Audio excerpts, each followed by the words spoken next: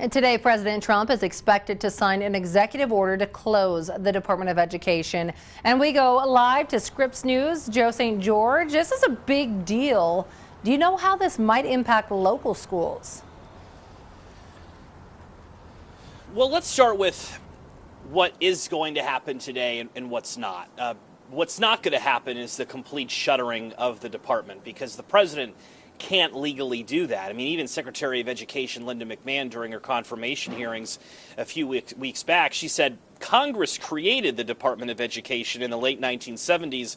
Only Congress can take it away. But what the president can do is downsize operations and attempt to downsize as much as he can.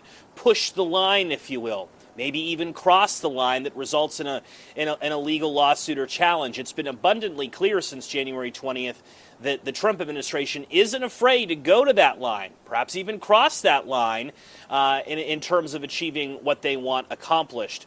What will still keep happening, and the White House has been making clear in recent weeks of this, is that its core functions, the functions mandated by Congress, it's going to continue.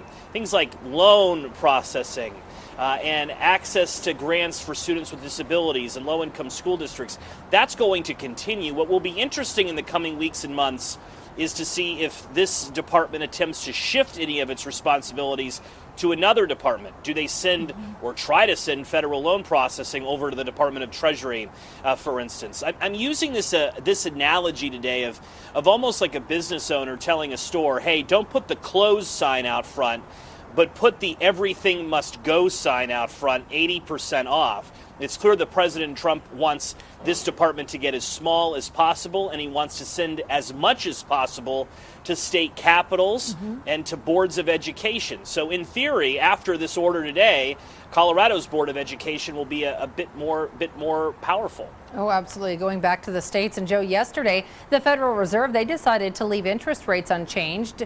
Is that good or bad news, though, for our economy? Well, let's talk about what the Federal Reserve Chairman said. And the reason we put so much influence on every comma of Federal Reserve Chairman Jerome Powell is that when you hear from a Democrat or when you hear from a Republican, there's always a sprinkling of politics in there.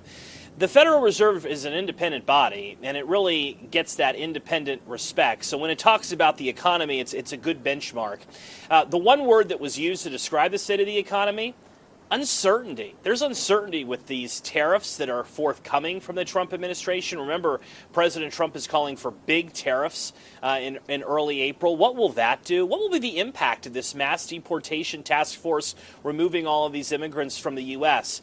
Inflation is expected to tick up a bit between now and the end of the year. That's the bad news, according to the Federal Reserve. Although, we're watching that R-word, recession, carefully, we're still expecting to see GDP growth, economic growth. The economy is healthy, according to the Federal Reserve Chairman. We're just not expected to see as much growth as maybe we thought earlier in the year. Uncertainty, though, still abounds with the American economy, according to the Federal Reserve Chairman. And as far as those interest rates go, he says they're still expecting to make 2 cuts between now and the end of the year. Well, thank you. Joe St. George live for us with those updates in D.C. We'll continue to check in with him each day on that.